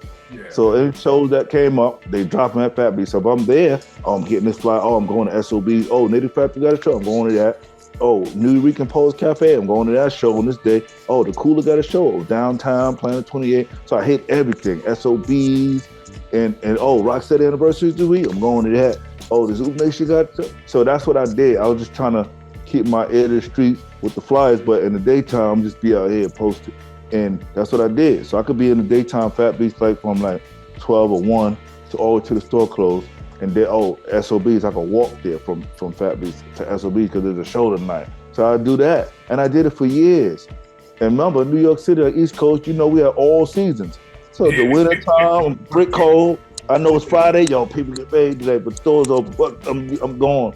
And I'll be down there. And then the springtime, summertime, it's hot as I'm standing in front of the sun, I'm getting a suntan under my do-rag. I'm like, yo, damn, I'm getting two-toned because I'm standing in the sun for most of the day before it moves, the shift. I'm like, damn, man. But I enjoy it so much just for the sake of keeping my name out there. So when I went, it was me like trying to preserve my name and legacy as an artist because I remember, even though I made records, I wasn't like a signed artist again. It was like, I'm trying to do whatever it takes just to the bigger break come for me again or whatever. So I just did it and still hit spots. And I went to Urban Plaza because I saw if my man hooked up that show and my man Bonnie Kulak, but he took me to Urban Plaza and it was he got me a ticket to Jurassic 5. It was there and I went to the show and he's like, that's Cut Timmons right there. You should say what's up to him. I went over to him not knowing he knew who I was because I thought like he probably wouldn't know me. And he did know me. I tried to sell him a cassette. He looked at it, Percee P, you're Percee P? I said, yeah. He said, oh man, wow. How much you did? He bought it, and he's like, yo, you know, your first record, DJ Shadow put me up on that record. I'm still trying to get a copy. Let the Homicides Begin. I said, why, you know that? He said, yeah. So it's like I learned about some of the things that I did through some of the other artists, Mad Lib. You know, them cats was listening to me. He told me this stuff. Like, wow, yeah, we listened to you on Collapsing Lyrics and Let the Homicides Begin. We heard about these things. The rare obscure records that sometimes people like Cut Kimmison are into that obscure music that artists might have made that wasn't like fully distributed worldwide, but it's like, yo, I'm trying to get a copy of this. The shit, they're on the limited pressing and I'm still, you know, so I probably was one of those artists to them. Like I was, yo, he got the quotable on the source. He never made a full album, but this dude's still out there. He be by Fat Beats, I heard. He still could spit. I heard him spitting the cypher. Yo, he still got it. He just, you know what I'm saying? Mad Lib, like, yo, y'all want to work with you. We're going to do a whole album. And we did it. You know what I'm saying? And a remix album. Then Jay Dilla I just met when I had to perform because the Mad Villain tour when they got to New York, they performed at BB King's. Because I was on the album, they wanted me there at the show. So I went, and that's why I met Jay Dilla for the first time backstage. Oh man, yo, it was good to meet you, bro. You know, and all that. And I didn't know he moved to Cali. You know, he lived on Common, but I wound up moving to California. I lived out there in the valleys, you know, Woodland Hills and all that, Sherman Oaks. So I moved out there, and I was out there when I first came to LA. I was like in Lakewood and all that, you know, 91 freeway, you know, that's where I was at. And then I kind of moved to 818, and I've been out there. So, you know, just trying to keep my name out there. But West Coast showed a lot of love. And I said, when I was out there, I said, I know, can't forget where I'm from, but I got to show love where I'm at. I said, so I represent Bronx, Angeles. I just said that. Keeping it 100 from the 818 to the 718 to the 818, keeping it 100. I want to say I was in my mid-20s, just started a record label, and I was, you know, young, green, just coming to New York, trying to figure out what the fuck I was going to do, and seeing you, like I said, you see, I brought it up. Not too many motherfuckers going to bring that up, but I remember seeing you at Fat Beats and was like, okay, yeah, this is. I wasn't on no major label. I knew I was independent. I knew I was out the trunk. You know what I mean? And seeing you was just like, yeah, okay. I posted J. Robbins would be like, yeah, Percee hustling. Yeah, hustle. This is all I had. This is all I had, fam. This is all I had. I ain't had no deal, no major deal. I made records. It wasn't like I was like a mainstream commercial artist where I could just post up and people would come to me. I have to really work for this. I have to make my tapes and hit all the open mics, showcases. There's a show over here. I'm going to that after this. And I'm gonna go over here. Sound Sandbox Automatic. Shout out to Ed. Yep. So they, you know, they copying stuff off of me and his mom. Hope his mom. Yeah. See, that I knew it was mad cool because see that too gave me the motivation because see when they cop new tapes off of me, they hit me with a check like, yeah, P, we just want like 10 and we pay you again when we need some more. But that said, I had value to me. I was like, oh man, that's cool. So I just took the rest and hit Fat Beats, you know what I'm saying? And you had Mondo Kim's, you had Turntable Lab, Sound Library. Those cats was copying off of me. Let me get like 5 off of you. A1 Records, let me get this much. So that said I had some value to me. And I said, even though I might have to push it on the street, but my name, that was my way to keep my name out there. I wasn't one to wait around, yo, I'm trying to get this deal with this label, see if they have a meeting for me. They said they want me to send them more music. I gave them 10 songs, but they said send me more.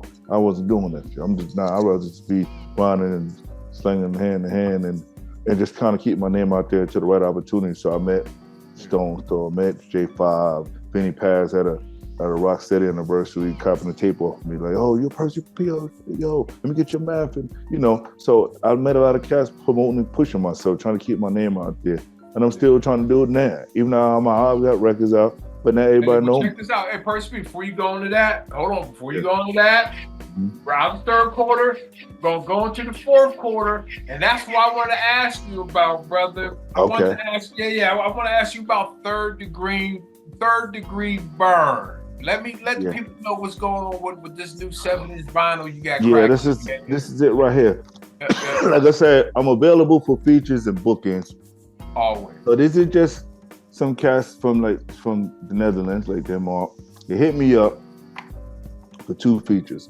Third Degree Burns, this is it. They said, yo, when we do this joint, we're gonna press it up on vinyl and everything. So they put it out. It's on vinyl, black vinyl. You got orange vinyl, like this color right here, the sticker, orange. Then you got yellow, and then you got charcoal gray, which is like this. See, charcoal gray. See, so they like the next one. We're gonna do the next one. The next one is me and Coogee Rap. You know what I'm saying?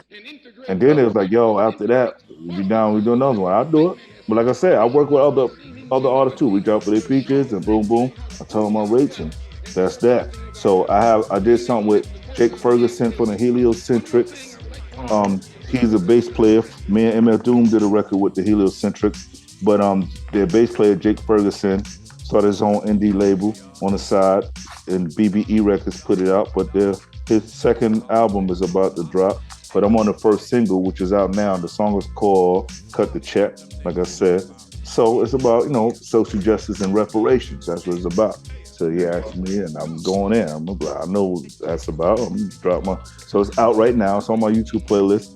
called Cut the Check. I put that song, Third Degree Burns. Got my man Great Scott from Philly, brand new songs on the playlist. There's more coming, and I'm just adding them to my playlist. You know, you can find this stuff on social media sites and like Spotify and all these spots, but I'm gonna add stuff to my playlist. So when I'm pushing and sharing my YouTube playlist, you're learning at the same time. You're learning my history because I put all this content on there, like the highlights of like movies, clips that's showing, playing the actual scene where it plays my music. I put that on there. Put live clips of me performing on tour, like international shows, Japan, Australia, UK, Europe, US, Canada. Like you'll see clips of me performing all over. So that's for like promoters, just in case they wonder, well, is he still around now? Yeah, because you can see the clips of me and in a bigger light. I do want you to see me in the light. I want you to see me with a crowd, not just sitting down saying, yeah, you can book me, but I want you to visually see. He can kill it. I'm putting highlight moments. If you just book me, this is what you're gonna get. I'll give you a little bit on my playlist, but I still got it, fam. Just book me and you good. You ain't taking away from putting me on the lineup, fam. You got, yeah.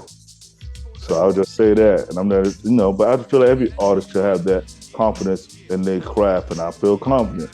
And I just need. It's all about the booking. Just put me on. You know that I ain't tripping on the headlining. I just put me on the lineup. That's all. Yeah. What's the name of the song with G-Rap? I ain't giving no titles yet. Because they're gonna put the cuts to it. Ain't no Jay Sands exclusive saying all sports exclusive. Yeah. They're gonna put the cuts because they're working on the cuts. Then once you listen, see what they come up with. Because that's what I did with Third Degree Burns. It's just a part of my verse. Because I like Percee P. Heard of me? Verbally murder B, urgently put rappers in murder surgery, third degree burns, and I just call it third degree burns. And they just cut it up. They use G-Rap, and the crutch is third degree burns. Like they just sitting, I was like, oh. And they asked me, did would you ever do a song with him? I said, yeah, I thought I would do a song with Cujo. So they said, all right. So they reached out to him, and I guess they took care of him. And now, you know what I'm saying? Let me ask you this. Do you think Harlem niggas took the... Oh, man. Wait a minute. Hold on. Let me stop. Do you think Harlem niggas took your style, man? Because I remember Original Flavor had kind of like your style.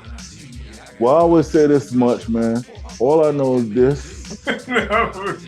I ain't even going to say it because I'm not going to disrespect nobody. You know, okay, gotcha. Yeah, I'm sorry. I would just say this much. Just listen to my record. Just go back and listen to my stuff and just go by chronologically. Yeah. I predate artists, so just go back. Listen to my first record and just know this. If my first record came out, Let the Homicide Begin, 1988, obviously it was probably recorded in 87 before it dropped. You know, you got time before your record come out. It could be like a year before it actually come out sometime, you know?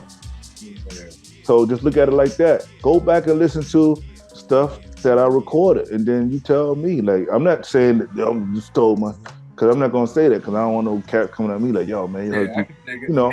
But at the same time, I think of your style and how you started, and now it's evolved to like cats like they got the white boy on Twitter. They say he's rhyming fast as fuck, but he ain't saying nothing. But it's still an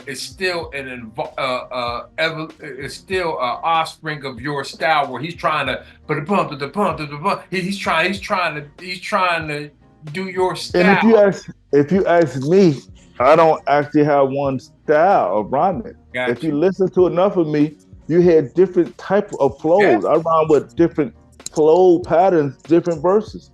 I use that. I just changed it to different patterns so it could be a flow that some cats took and ran with and just use it more than I would use it because I'm still I'm gonna do this pattern. I don't always rhyme too. I don't always rhyme fast. Some of my stuff is much more faster than other. Yeah. so still but I'm still categorized as a fast rapper because I guess when I came out, it kind of was like faster than the norm. You know what I'm saying? And it wasn't my whole verse was fast. It was just what I did in the part of the verse that sped up. It's the same amount of words. It's just you're saying them the way you say them. It's the same amount of words. But you say you got that's your style. I couldn't do it. I had to practice. Yeah. It was practice. It just practice. That's all. I got me in the mirror fighting your shit. It's practice. It's practice.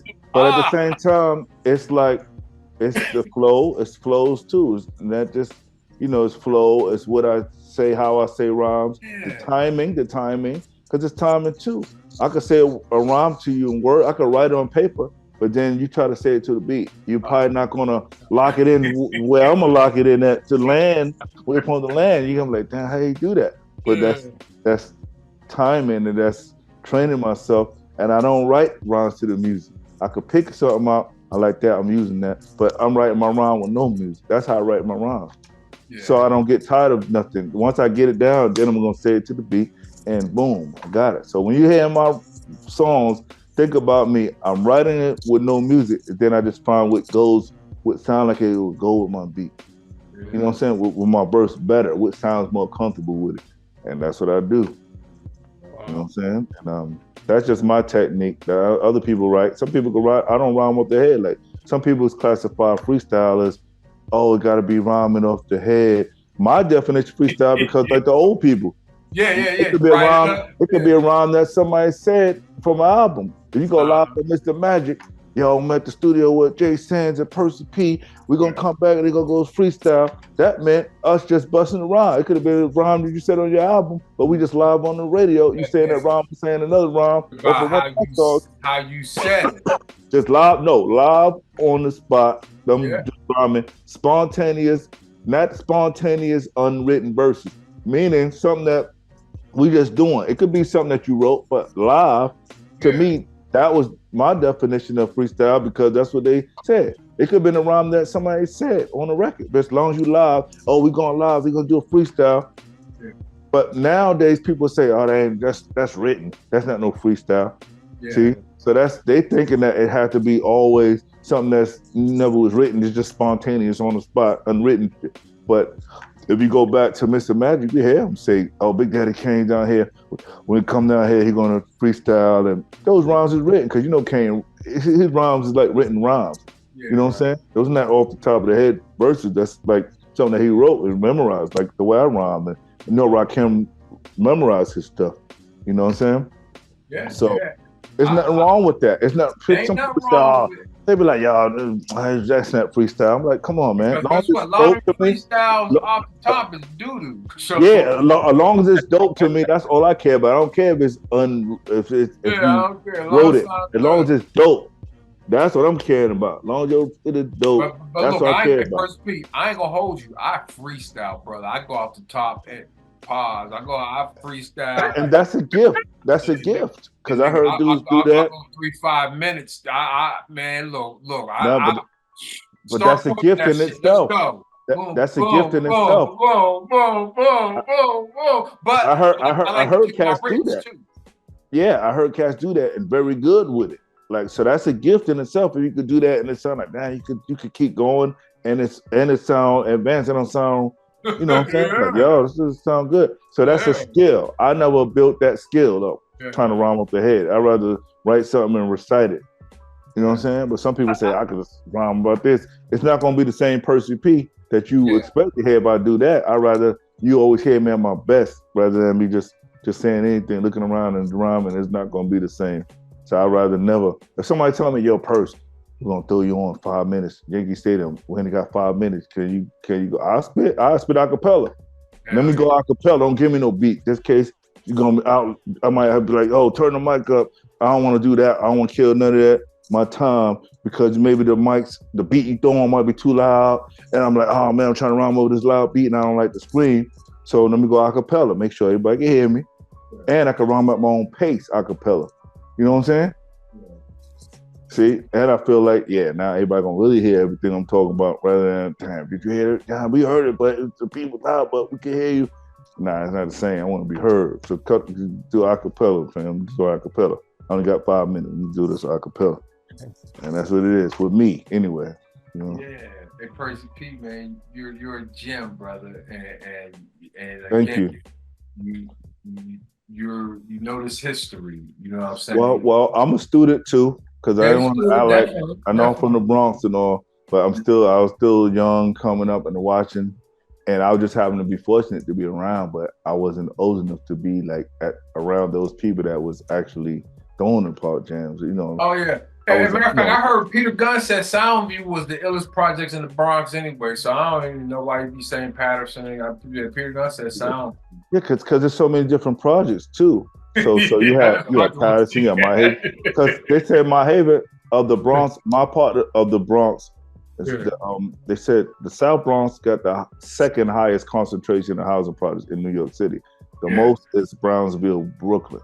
Yeah. Brownsville. So just around my area, in the Bronx, the South Bronx, you got projects across the street from projects, and every project's got their parks, and they probably had their little crews, and so Patterson just happened to be fortunate because maybe those park jams, that picture you got that you saw, he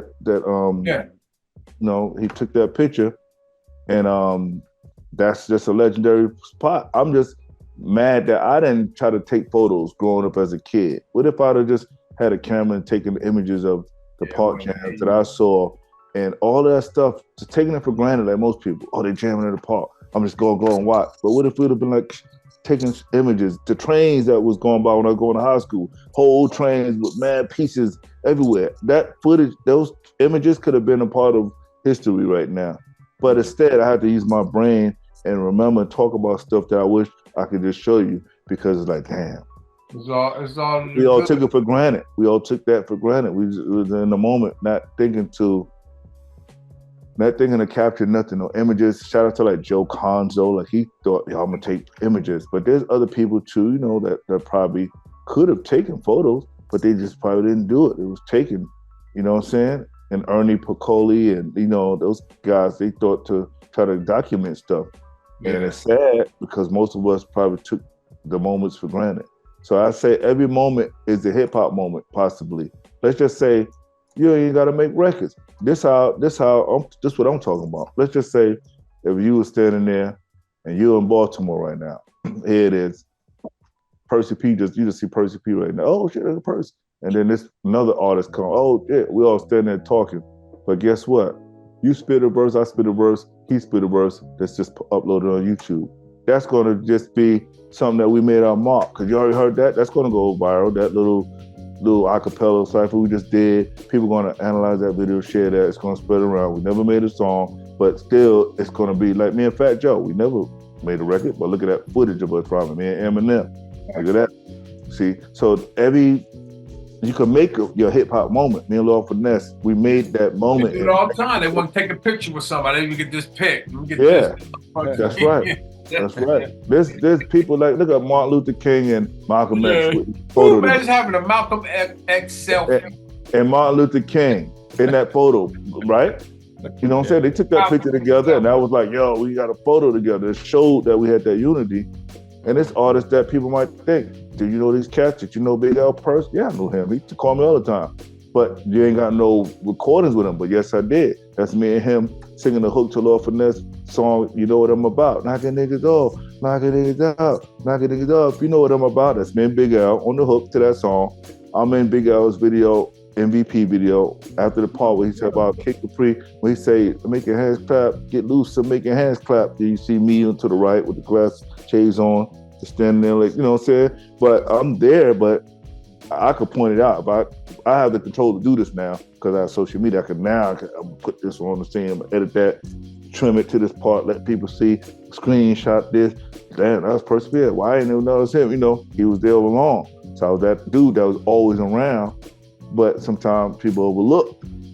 And a lot of cats knew I was there, but they're going to mention the fact that he was there or whatever. So I had to do it my way, and people will know eventually. But I appreciate you for reaching out to me just for me to tell you some of my story, because it's so much. Every day is history, so I'm adding on to the story every day. You know what I'm saying? This is something. Shout out to DJ Rob Swift from the Executioner. He posted a video showing Rob in the Bronx back when hip hop was created, and he talked about those bridges that led to the beach, but the public buses they were lower than the public buses, so people from the city couldn't go to the beach because they kept the bridges too lower, so you couldn't take a public bus to the bridge. You know what I mean? Mm-hmm. So, did you ever experience any of that type of? I mean, does that ring a bell to you? Well, that's probably only beach that well in the Bronx is Orchard Beach. Orchard Okay. Beach. That's the Okay. only beach in the Bronx. And they said the Bronx got the most parks. Parks and What big about the other Westchester? Do people go to Westchester to the beaches? well, I didn't really go up there Yeah. to Westchester. When I was in camp as a Uh-huh. kid, you know, sometimes they would take us on bus trips to places like Ride Playland and those places out of New York City. But yeah, that was a little too far. You know what I'm saying? I was a little kid too, so it's like I wouldn't go that far unless, you know. Little tangent, man. Well, hey, brother, check this out, man. I want you to hear this one more time because I did, like I said, fix my horn. That means the game is over. Percee P came on Sands on Sports. Excellent job, my brother. Again, thank you for the history. Oh man. Well, I appreciate it, and I appreciate the opportunity. Hope I didn't try to offend anybody. Speaking my truth and what I feel. And like I said, you know, anything. Like I said, I'm a student, so I'm telling you what I've seen, little things, and I know there's other people's stories, and they're gonna tell you what I haven't seen, but I just know what I see. Like when I say, when you look at that photo, look at that picture. With this photo, the Henry Chalfant photo, and you look at that picture, you see what you see. You know what I'm saying? And that's in the '80s. So, you know what I'm saying? So I just say it like that. You look at it good, and I know those people. No, go ahead. Yeah. Okay. No, I'm saying, but I know them. But rest in peace to my man, Jazzy G. My man, Greg. He passed away. Gregory Nichols. But yeah, he's in that photo. Got my man Easy G from Mitchell's Projects. He changed his name to Hearst now. That's what he called himself. But it's just like, wow, he changed his name, but most people don't know him. He's Easy G to me. He's in that photo, that Henry Chalfant photo. That photo is legendary. You know, my man Darryl Knight, his name is Mr. Knight, but he's on my Facebook friend and all that stuff. And these people, like, now they seeing G-Man is there. He's still alive, DJ. They say their photos in galleries and hip hop books, and nobody know who these people is, but they know the image. That image is worldwide. Like, oh, we know that picture's always used. So it's like, it's sad when people don't know the people that actually they show. When they talk about hip hop, that's not even Kool Herc, but they use that image every time they be talking about Kool Herc and Van Bot and all them. They always say, yeah, and they use that image, and that wasn't even them in the photos. You know what I'm saying? But so they probably will have a feeling about it. That's not even us. They keep using this photo, but I'm just saying that the photo is known, and that's right around my area where I grew up. That image is in Clark Park. Clark Park, which is between 145th Street and 144th Street and 3rd Avenue, between 3rd Avenue and Willis Avenue. It's a school called Clark, junior high school. You know what I'm saying? And it's right there. But the park, we call it Clark Park. It's still in there. They fixed it up, do it different, but that's the location. And when you look at the image, you can see Patterson Housing Projects right there in the background, just a little one of the buildings. But yeah, let's face it, that's my childhood growing up right there. Clark Park, 18 Park, the Dome, what's that, St. Mary's Park. You got Francigo's Park, you got Mitchell's Gym. All these housing projects have their little parks and areas where they do jams at. So Patterson just one of the spots. If you go to other projects, they got their legends, neighborhood legends that went back in the day, probably throwing their park jams. And I'm just fortunate to be from an area where some of the people are being catapulted. And maybe they're not names, household names, but the image of them was captured and everybody's seeing this image. But you know what I'm saying? So I feel good I could at least say these are cats from my neighborhood, but there's other dudes out there that's probably not getting credit for where they're from, you know?